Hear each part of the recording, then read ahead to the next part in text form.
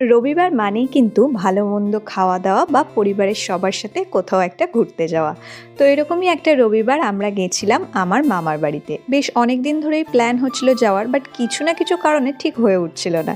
তো ফাইনালি আজ আমরা সবাই মিলে যাচ্ছি।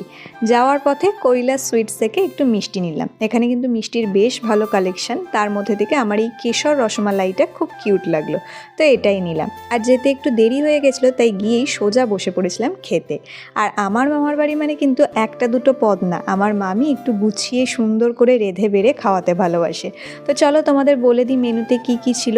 ভাত, শুক্তো, ডাল, পটল ভাজা, কুমড়ো চিংড়ি পুঁইশাক দিয়ে ঘন্ট, পাবদা মাছ, ইলিশ মাছ, পমফ্রেট মাছ, আর সাথে ছিল মাটন, চাটনি, পাঁপড়, মিষ্টি।